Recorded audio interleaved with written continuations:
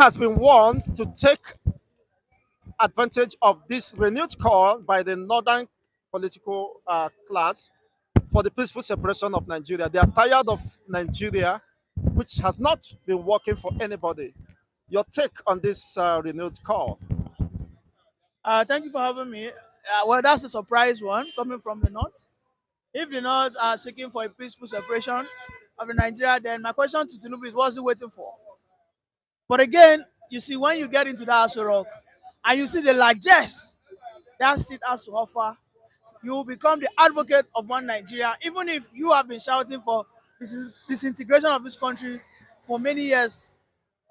That is the issue. The Patriots went to see the president.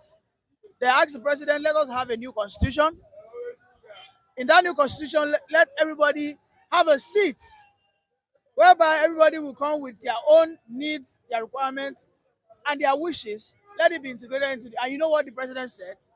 The president said, well, for now, I am not interested in having any constitutional reform because for now, I just want to focus on the economy. However, if you look at it, 2 decades ago, Tinubu used to be the loudest voice who used to say he does never believe in one Nigeria. In 1997, 1998, even when he was a governor, his early years as a governor, he was a proponent of Nigeria disintegrating. All right, he was a man who has always shouted for, okay, we're going to have regionalism. But again, when Anyaku went to him, the answer he had to give him was, listen, I'm not interested in the Nigerian constitution reform for now. I would just want the economy to, because he understands that for as long as that constitutional reform comes in, the president will be rendered powerless. And he has a plan. Tinubu has a plan for us all. The plan is to subvert everybody to become his element, his subject. And we can see what he's doing through the National Assembly. He's passing all manner of bills, whereby Nnamdi Kanu now is being threatened with a 25 years imprisonment. Or have you not heard? Nnamdi Kanu is threatened with 25 years imprisonment if that bill passes. And I'm using this medium to call on all my Igbo brothers to protest against it. Because if they are quiet, don't forget Igbo said they were not going to protest for end-bad governance. This is a sign of the end-bad governance. As far as you are concerned, Nnamdi Kanu is still under the grip of the Nigerian government. And if anything happens that this bill is passed, Nnamdi Kanu will spend 25 years in prison and nothing will happen. Yes, the National Assemblies are proposing for 25 years jail term for any agitator. Couldn't that be so funny and a mockery of the judiciary? Because Nigerians are signatory to a United Nations Charter on Fundamental Rights and Self-Determination. So is it not usurping the rights of the people to decide, of course, their political future and affiliations? Let me tell you, the judiciary arm of government is just an errand boy for the executive.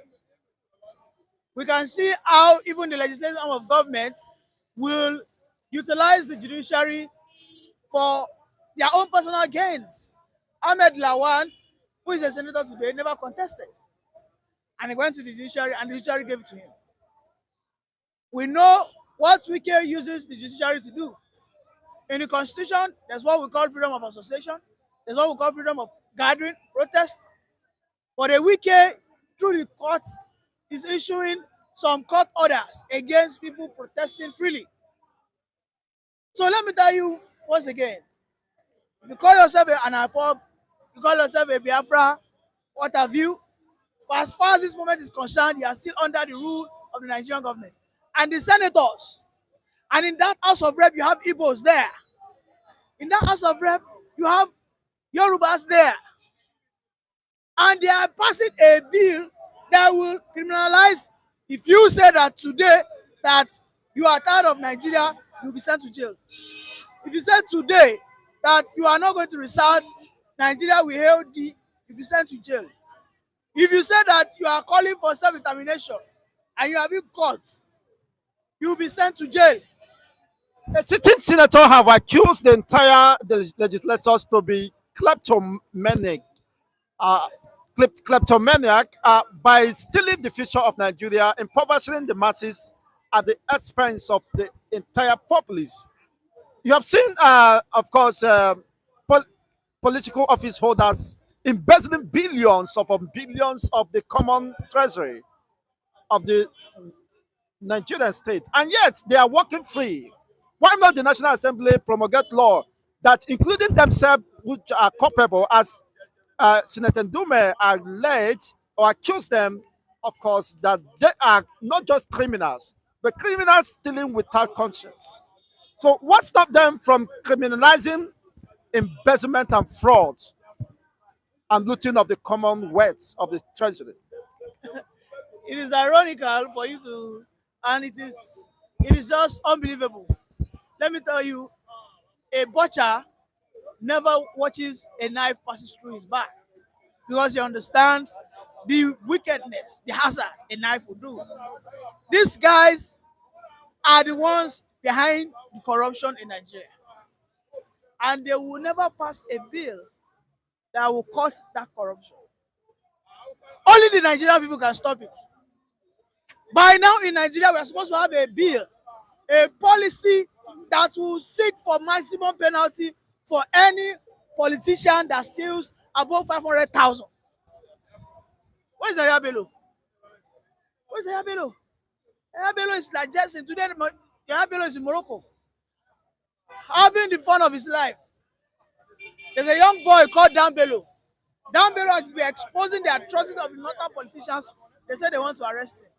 And the former commissioner of environment and works in Kano State looted over 10 billion. He bought an apartment in Saudi Arabia, in Mecca. The senators are deaf and dumb as per that. Just yesterday, the National Security Advisor said they have frozen an account suspected to be financing a protest that they met over $35 million. And this is just another propaganda. But they could not freeze the account of Eyabelo. They could not freeze the account of Matawale. They could not freeze the account of Ganduje, who accepted a bribe of $15 million. Caught on TV live. EFCC quiet. EFCC was distributing 50 billion naira as what they call it, uh, corporate social responsibility. Oh my goodness. Let me tell you, the issue is when you are being led by corrupt people, every dissenting voice that stands up to fight against corruption, corruption will fight back. And in this instance, it seems now that the corruption is now more powerful than the uncorrupt people. And this is why we find ourselves in this situation whereby a man who is seeking for self-determination for a good cause will be in prison for 25 years. A man who is seeking for good governance, these people will demonize him. Now, if you want to speak against your pastor, they will say you go to jail because the pastors are working with them.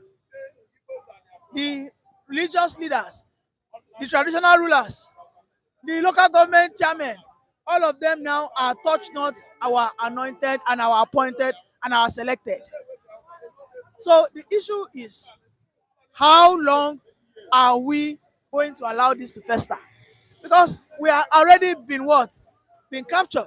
And Nigeria is a sorry state of that drama how many years ago called Living in Bondage. Thank you very much. Thank you so much, the wonderful